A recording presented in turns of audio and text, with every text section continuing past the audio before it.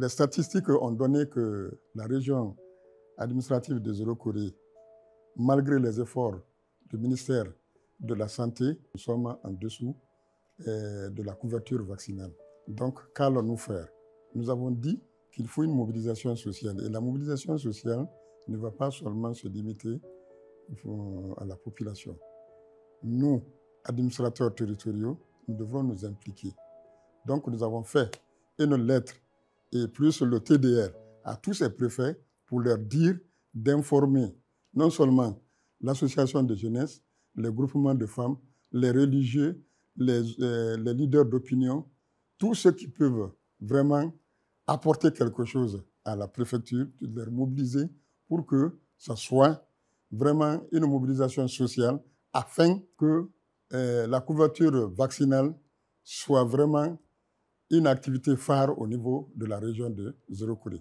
Donc, à chaque fois que nous sortons, nous finissons de travailler sur le terrain, nous nous retrouvons pour voir ce qui a marché et ce qui n'a pas marché, avant d'aller dans une autre zone. Et moi, je crois que la population adhère massivement. Nous avons commencé avec des réunions et sur table, nous avons échangé par rapport à cette activité de mobilisation sociale sur ce projet. Et ça nous a permis d'être ensemble, de faire la même lecture sur la même problématique.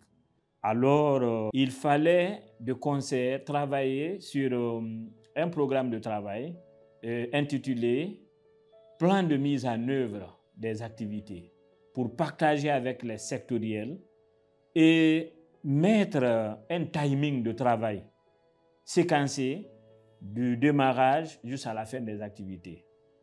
Alors, ce plan de mise en œuvre des activités a été partagé, ce qui nous a permis de pouvoir aussitôt démarrer. Nous, dans cette programmation, on a travaillé le week-end.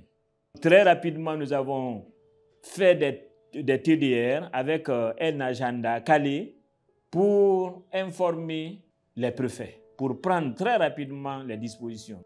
Actuellement, le dispositif qui est en place donne l'assurance que l'administration régionale fonctionne. On a fait un travail d'identification locale des jeunes, suivi de leur orientation sur la connaissance de la vaccination.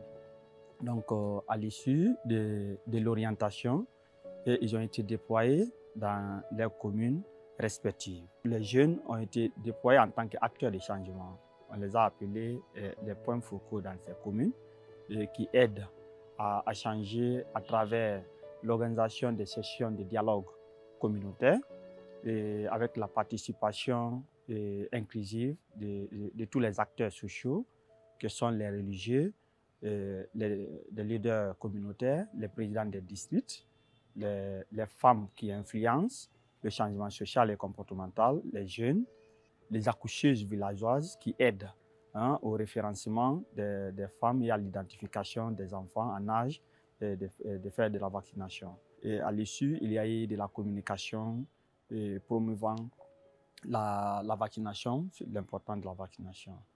Nous pensons que le changement a suscité de l'engouement au niveau de la demande dans les différentes structures de santé. À Gekedou, il y a une dame qui m'a dit que c'est suite à votre passage que j'ai su qu'une femme, même après avoir accouché, doit aller à l'hôpital pour demander si elle peut continuer à faire la vaccination. Au terme de chaque plaidoyer dans chaque district, sans forcer, il y avait un acte d'engagement pour la promotion de la vaccination, la prise en compte même des points de vaccination clandestins, ce qui est spécial. Nous savons que la Guinée est limitée par plusieurs pays. Mais ce ne sont pas les routes principales que les gens utilisent seulement pour aller dans ces différents pays. Notre aventure a permis de découvrir qu'il y a des passages clandestins. Les gens qui sont venus dans nos réunions se sont engagés désormais de les identifier et de mettre des équipes de vaccination dans ces différents coins. Ça, c'est une première.